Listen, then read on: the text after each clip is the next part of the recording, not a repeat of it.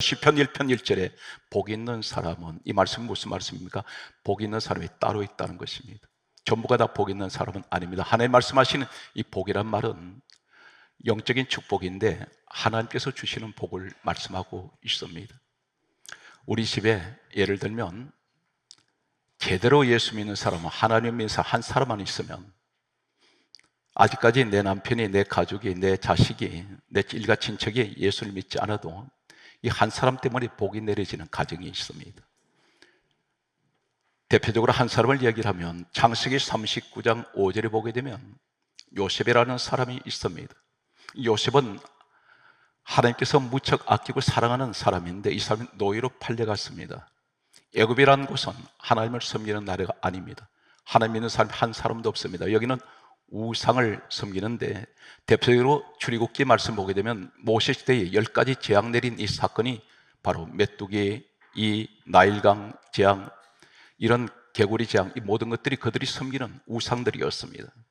그런데 이곳에 요셉이 노예로 팔려갔을 때에 성경이 이렇게 강조하고 있습니다. 창세기 39장 5절 말씀에 보게 되면 하시는 말씀이, 여호와께서 요셉을 위하여 애굽 사람의 집에 복을 내리심으로 여호와의 복이 그 집과 모든 밭에 소유에 미치지 않은 곳이 없었더라 했습니다.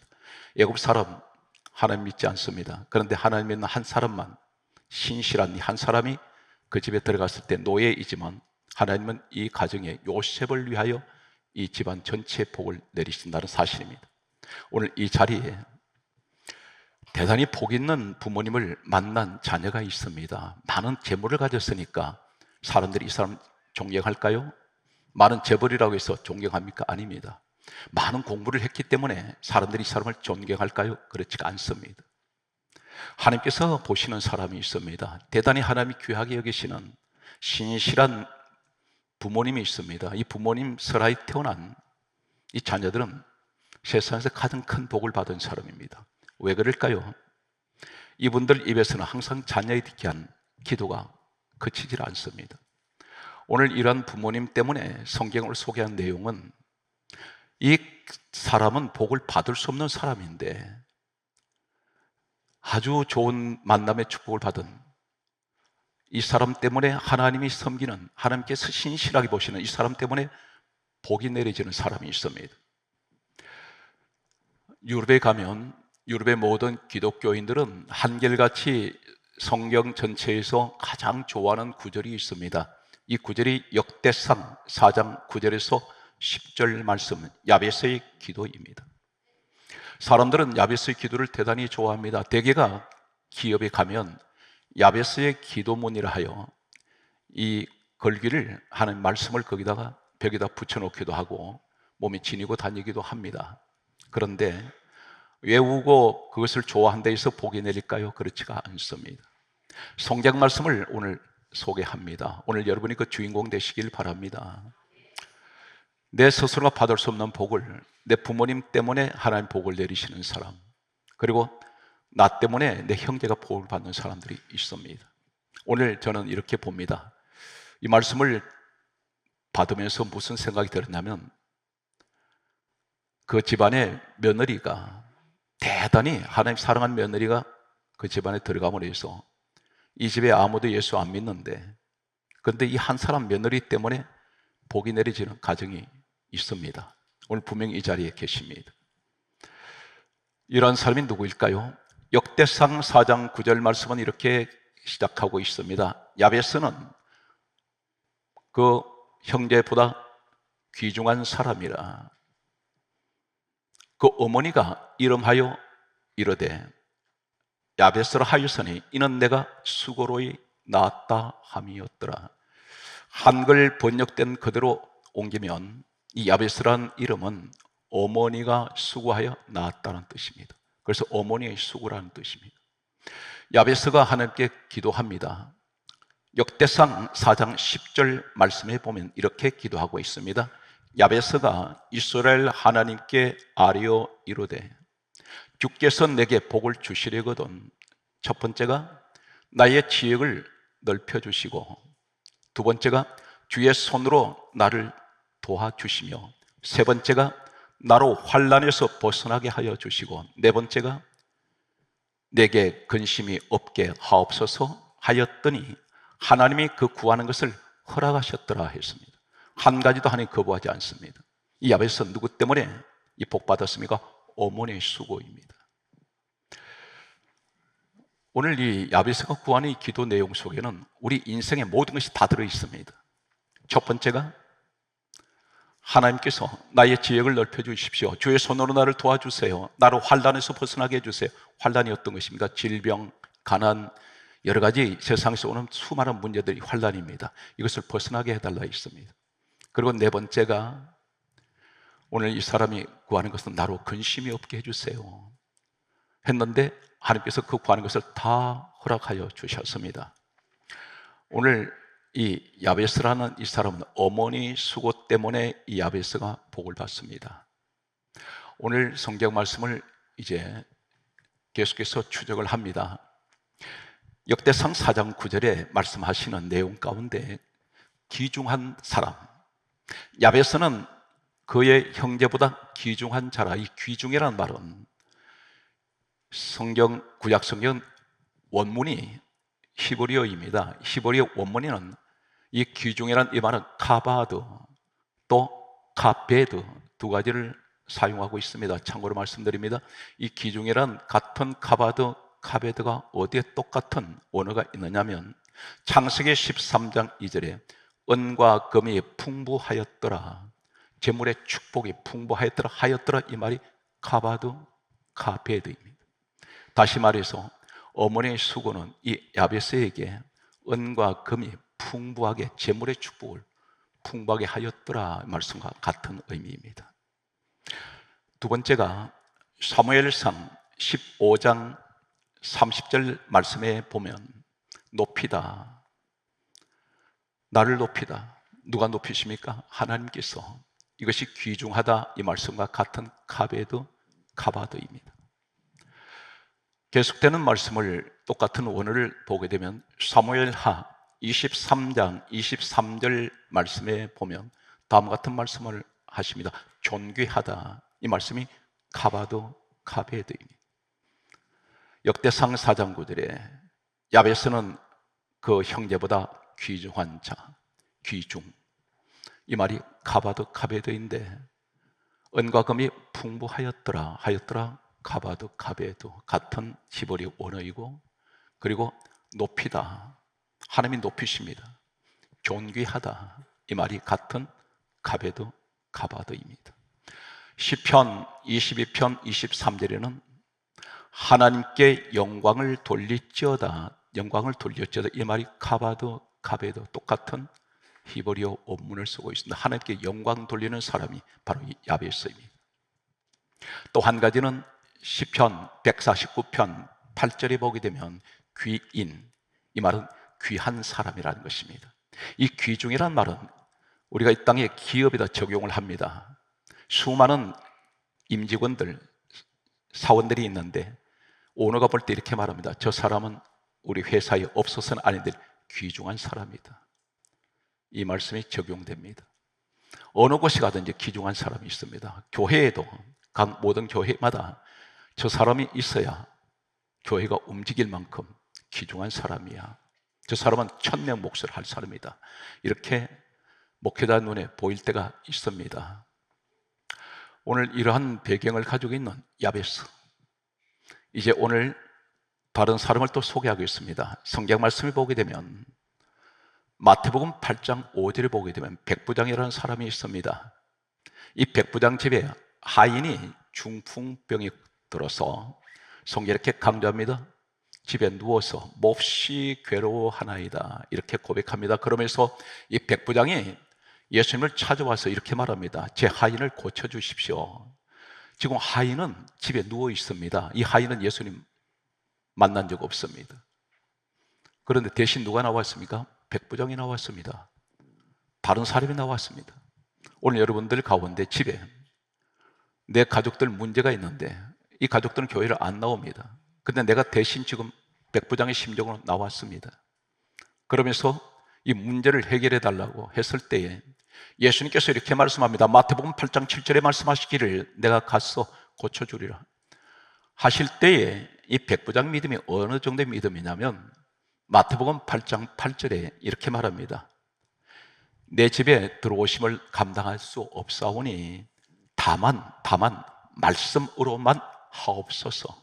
그리 하시면 하인이 낫게 사옵나이다. 이렇게 말합니다. 이 사람 믿음 보통 믿음이 아닙니다. 안 오셔도 어찌 저희 집에 감히 오시겠습니까? 그런데 말씀만 하십시오. 어디에서 오늘 이 현장 되시기 바랍니다. 말씀만 하옵소서. 그리하면 제 집에 오늘 백부장 고백처럼 하인이 낫게 사옵나이다 했더니 예수님께서 이렇게 말씀합니다. 마태복음 8장 13절에 말씀하시기를 가라 너 믿음대로 될지어다 하시니 그 즉시 바로 하인이 나으니라. 이것이 믿음입니다. 사랑하는 성도 여러분, 제가 지금 말씀드린 내용이 허상인 같습니까? 오늘 여러분 앉아 계신 그 자리에 제가 말씀을 준비하고 잠시 묵상을 하는데 하나님께서 지금까지 수를 헤아릴 수 없는 수많은 암 환자들 그리고 병명 상관없이 사람들이 생각하는 불치병들이 치료되는 사건들을 저는 수없이 제 현장에서 목격을 합니다. 오늘 여기 앉아 계신 자리 바로 이 자리에 한 사건이 생각났습니다. 교수로 재직하시다가 퇴직하시고 저희 교회 권사님으로 계셨던 지금 미국으로 이민 가셨는데 이분 따님이 미국에서 30대 따님이 유방암이 걸렸다는 연락을 친정어머니가 받았습니다. 40년을 교회를 다녀서 그런 한 번도 이런 체험을 해본 적이 없는데 청천벽력 같은 소식을 듣고 주일날 나와 앉아 계셨는데 저는 몰랐습니다. 설교를 마치고 축덕 시작하기 전에 제가 그 시간에 성령께서 저에게 말씀하셔서 오늘 이 시간에 질병 가운데 고통받고 있는 분이 계시면 외국에 나가 있던 병원에 있던 요양원에 있던 집에 계시던 오늘 믿음으로 아픈 곳에 대신 손 얹으십시오 했는데 이 권사님이 워낙 다급하니까 미국에 있는 비행기로 날아가도 15시간씩 날아가는 수만리 길에 있는 이 딸을 대신해서 가슴에 손을 얹었습니다. 이 한쪽 가슴에 암이 3개가 생겼는데 종양이 3개가 있는데 피고림이 저 꼭지에 질질 흐릅니다. 워낙 다급하기 때문에 손을 얹었는데 제가 기도를 하다가 머리부터 쭉 내려오면서 기도하는데 유방암이 치료될지어다 하는데 권사님이 아멘이 했습니다. 그리고 집으로 돌아갔는데 전화가 왔습니다. 어머니 병원에 왔는데 다시 검사했는데 암이 없어졌습니다. 할렐루야. 바로 이 현장에서 일어났습니다.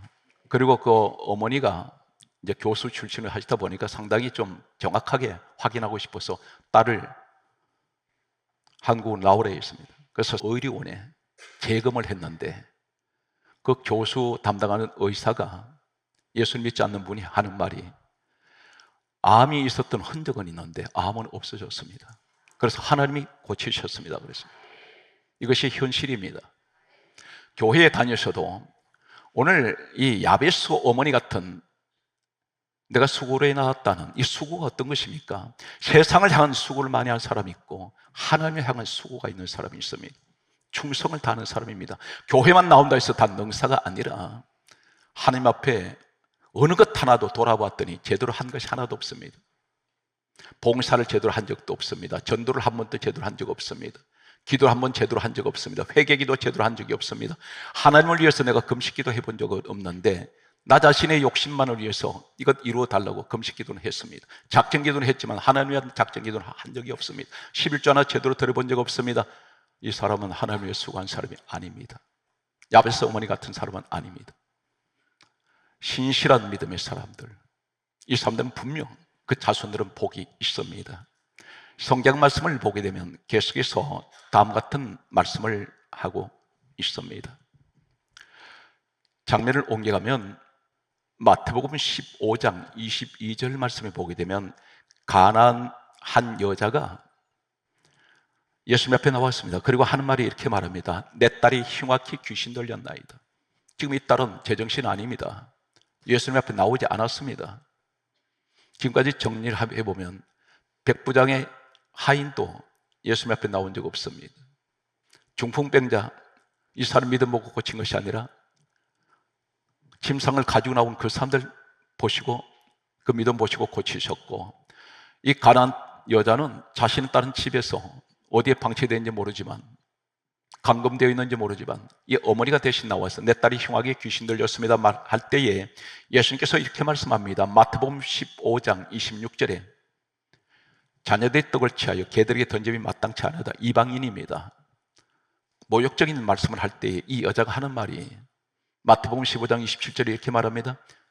개들도 제 주인의 상에서 떨어지는 부스러기 먹습니다. 부스러기라도 좋습니다. 저는 개가 맞습니다. 그런데 내 딸을 좀 고쳐주십시오 할 때에 마태복음 15장 28절에 놀라운 선언을 하십니다. 여자야, 내 믿음이 크도다. 내 소원대로 되리라. 성경 그때부터 그 딸이 나으니라 이렇게 기록하고 있습니다. 성경은 놀라운 사실을 계속해서 우리에게 가르치고 있습니다. 한 사건을 또 제가 기억이 납니다. 주일날 바로 이 시간입니다. 축도 마치고 내려가는데 이쪽에 앉아 계신, 저는 이쪽으로 통로로 나가는데 이쪽에 앉아 계셨던 한 분이 계셨습니다. 당뇨가 400, 500이 올라가는 그런 분이었는데 가다가 갑자기 돌아와서 이분에게 안수를 했습니다. 저는 영문을 몰랐습니다. 아마 그때 성령께서 그쪽으로 인도하신 것 같습니다. 분명 고린도전서 12장 7절 이하에는 성령이 주신 은사 가운데 병 고치는 은사가 있습니다. 목사가 하는 것이 아닙니다. 이 사람이 안수하고 돌아갔는데 그분과 한 2주가 지나서 식사를 할 시간이 있었습니다. 그때 고백을 했습니다. 목사님, 제가 당뇨가 굉장히 높은 상태였는데 목사님 오셔서 갑자기 안수해 주시고 당뇨가 정상이 되었다 했습니다. 이런 일들은 비일비재합니다. 놀라운 일들이 일어납니다. 성산수양관에서 지난주에 그 소리를 들었습니다. 내 종장에 있는 사람이 내가 종장이 없어져 버렸습니다. 오늘 이 현장에 바로 이 자리가 되겠습니다. 지금 목사님이 되셨는데 그 청년이 결혼을 해서 목사가 되었습니다. 이 사람이 부모님과 함께 우상을 섬기던 사람이 가족들이 함께 전도가 돼서 이 자리에 앉아 있었는데 첫날입니다.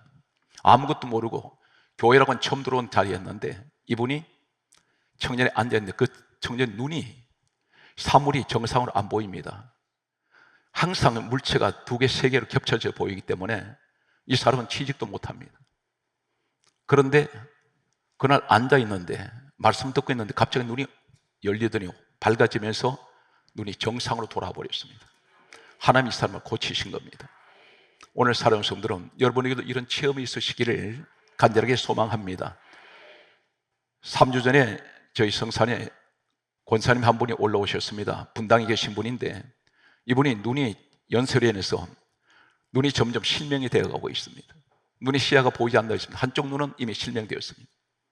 그런데 이 사실 이야기는 믿지 않는 사람도 있을 것입니다. 왜 그러냐면 체험을 못했기 때문에. 그런데 안수를 몇 번 받으셨습니다. 성산의 예배 때마다 참석하시는데 이분이 오셔서 하신 말씀이 외국에 교회 짓는데 교회 한 개를 세워달라고 헌금을 가지고 오셔서 하신 말씀이 목사님, 눈이 정상으로 회복되었습니다. 그랬습니다. 완전히 눈이 밝아져 버렸습니다. 그래서 병원에 가지도 않고 안경도 쓰지 않는다 했습니다. 하나님께서는 이 모양 저 모양으로 우리를 사랑하시고 약한 데를 고치시는 분인 것을 믿습니까? 오늘 대단히 중요한 것은 나 한 사람이 바로 백부장이 되고 나 한 사람이 중풍병자 메고 온 사람이 되십시오. 이 믿음 보시고 하나님께서는 고쳐주신다는 사실입니다. 이 귀신 들린 딸의 어머니가 예수님은 누구를 보고 고치십니까? 그 딸을 보신 것이 아니라 그 어머니의 믿음을 보고 딸을 고쳐주셨다는 사실입니다. 성경 말씀을 계속해 보면은 이렇게 또 기록하고 있습니다. 누가복음 5장 18절 말씀을 보게 되면 한 중풍병자를 사람들이 침상을 가지고 메고 왔는데 성경이 이렇게 강조합니다. 사람들이 많아서 성경 누가복음 5장 19절에 보게 되면 지붕 위로 올라갑니다. 이 사람들이 지붕 위로 올라가 지붕을 뜯어냅니다. 중풍병자는 전혀 거동도 못하는데 침상체 메고 온 사람들이 지붕 위로 올라서 지붕을 뜯어내고 침상체로 예수님 집안에 계신 예수님 앞으로 달아내렸습니다. 성경이 이렇게 강조하고 있습니다. 누가복음 5장 20절에 예수님께서 그들의 믿음을 보시고 이 사람아 너 죄사함 받았느니라. 이 사람 일어나 버립니다. 오늘 여러분 성경 본문 속에 이 사람 중에 한 분이 되십시오. 여러분 주인공 되셔야 됩니다. 오늘 성경 말씀은 계속해서 이렇게 기록하고 있습니다. 요한복음 4장 46절에 보게 되면 왕의 신하가 있습니다. 이 왕의 신하가 이틀길을 걸어서 예수님을 만나러 왔습니다. 이 사람은 왕의 신하면 백방으로 자신의 아들 병이 들어 죽어가는데 좋은 약은 다 사용했을 것입니다. 유명한 의사들은 다 찾아다녔을 것입니다. 그런데 아무리 권력이 있고 재물이 있고 명예가 있고 지식이 있어도 사람이 죽어갈 때는 이것은 아무도 해결할 수가 없습니다. 예수님밖에 안 계십니다.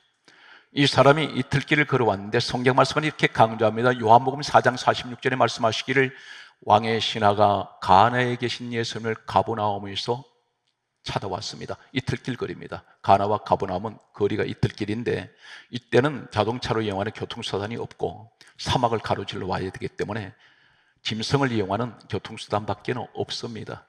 그런데 와서 이렇게 말합니다. 내 아들을 고쳐주소서. 거의 죽게 되었나이다.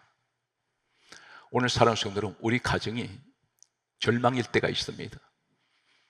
갑자기 닥쳐온 이 문제를 어떻게 해결할 수가 없습니다. 때로는 모든 걸 체념을 해버리는 속수무책일 때가 있습니다. 사방이 막힌 것 같습니다. 오늘 이 왕의 신하는 절망의 자리에서 예수님을 마지막으로 찾아왔는지 모릅니다. 그때 예수님께서 그 아들에 대해서 묻질 않습니다. 너 아들이 몇 살이냐? 무슨 약을 썼느냐? 그리고 무슨 병이냐? 병명도 묻지 않습니다. 단 한마디도 말씀하지 않고 하시는 말씀이 이렇게 말씀합니다. 요한복음 4장 50절에 가라, 너 아들이 살았다. 이 말씀을 하셨습니다.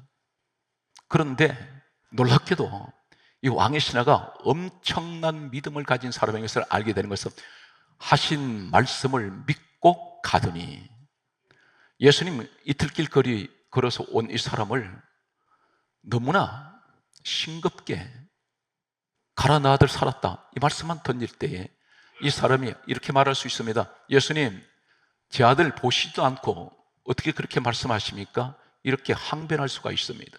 그런데 이 신하는 하신 말씀을 믿고 갔습니다. 오늘 사랑하는 성도 여러분, 오늘 여기서 하나님의 말씀을 들으실 때 믿으십시오. 그리고 행동하시기 바랍니다. 그대로 믿고 행동하시면 돌아갔는데 돌아가다가 이틀길 걸어서 집으로 가까이 갔더니 성경 말씀은 이렇게 강조합니다. 요한복음 4장 51절에 하인들이 와서 하는 말이 아들이 살았습니다. 그래서 이 왕의 신하가 궁금해서 묻습니다. 이 말씀이 요한복음 4장 52절에 이렇게 기록합니다. 낫기 시작한 때를 물은즉 어제 제7시에 열기가 떨어졌습니다. 했는데 53절에 보면 그 낫기를 시작한 때를 물었던 어제 제7시가 예수님께서 가라 너 아들이 살았다 그때였습니다. 온 가족이 다 믿어버립니다. 사랑하는 성도 여러분, 우리 예수님께서 사람 고치실 때는 거리를 초월해버립니다. 직접 현장에서 일어나는 것을 저는 목격했고 방송에도 간증한 프로가 나갔었습니다. 지금도 소장되고 있습니다. 수말리길에 현장에서 여기서 기도했더니 치료는 미국에서 됩니다. 우리 하나님 장소를 공간을 초월합니다. 사랑하는 성도 여러분, 예수님을 내 생각 속에 가둬놓지 마십시오. 우리 얄팍한 지식 가지고 판단하지 마십시오. 예수님 그러셨습니다. 이 돌멩이 가지고 난 아브라함 자손 만들 수 있다. 우리 하나님의 지혜는 우리가 상상을 못합니다. 그분은 너무나 신비스러우신 분입니다. 이사야 9장 6절에 이렇게 말씀합니다. 예수님께서 이 땅에 오시기 전 약 700년 전에 하신 말씀, 우리 예수님이 누구신가요? 한 아기가 우리에게서 낳고 한 아들을 우리에게 주신 바 되었는데 그 어깨에는 정사를 메었고, 이 정사를 메었다는 것은 온 우주 만물의 통치권을 다 가지고 계신다는 것입니다. 그리고 하시는 말씀이 5가지 이름을 말씀합니다. 그 이름은 기묘자, 모사, 전능하신 하나님, 영존하신 아버지, 평강의 왕. 한 아기가 우리에게 난 분, 한 아들을 우리에게 주시면 그분이 이 땅에 오신 예수 그리스도입니다. 기묘자 모사가 뭡니까? 기묘자는 원더풀, 모사는 카운셀러, 전능하신 하나님, 영존하신 아버지, 평강의 왕이십니다. 전능이 뭡니까? 온 우주 만물에 못하실 일이 없는 분입니다. 그분이 빌립보서 2장 6절에 근본 하나님 본체 되시는 예수님이십니다. 그러므로 사랑하는 성도 여러분, 디모데전서 2장 5절에 이렇게 말씀합니다. 하나님과 사람 사이에 중보는 한 분이시니 예수 그리스도시라. 중보가 무엇입니까? 하나님과 죄인된 중간에 계신 분이 우리 예수님이세요. 여러분 십자가 보실 때 어디에 세워졌습니까? 하늘과 땅 가운데 세워집니다. 수학적으로는 이 십자가는 더하기입니다. 플러스입니다. 뭘 말합니까? 하나님과 죄인된 우리를 더해 주세요. 하나 되게 해주세요. 이 사실 믿습니까? 그래서 십자가는 하늘과 땅 사이에 세워지게 됩니다. 오늘 성경 말씀은 예수님 십자가에서 마지막 운명하실 때 그분이 진정한 온 우주 만물의 중보자가 되시는 것은 누가복음 23장 34절에 이렇게 말씀합니다. 예수님 마지막 십자가에서 뭐라고 기도하십니까? 아버지, 저들을 사하여 주옵소서. 저들이 하는 것을 알지 못합니다. 사하여달라는, 죄를 사해달라는 것은 우리 예수님 죄 때문에 대신 죽으셨습니다. 누구 때문에? 여러분과 저 죄 때문에. 이 말씀이 고린도후서 5장 14절에서 15절에 말씀합니다. 예수 그리스도는 모든 사람을 대신하여 죽으셨습니다. 따라하세요. 예수님께서는 내 죄 때문에 죽으셨습니다. 우리를 살려주셨습니다. 그분이 진정한 중보자가 되십니다. 우리는 이 시대에 작은 중보자가 되셔서 나 한 사람 예수 제대로 믿어버리면 우리 가정이, 아직도 주님께 돌아오지 않는 내 가족들이 다 하나님께서는 나를 보시고 축복하신다는 사실입니다. 오늘 사랑하는 성도 여러분, 진실하십시오. 하나님 앞에 우리는 정직해야 됩니다. 세상에 나가서 세상 방법으로 우리가 예수를 믿지 말고 내 머리로, 다시 말해서 내 머리 굴리지 마세요. 내 생각대로 하지 마십시오. 교회만 나온다고 능사가 아니라 예수님을 진정으로 만나야 합니다. 우리 하나님께 박수는 가 돌리겠습니다.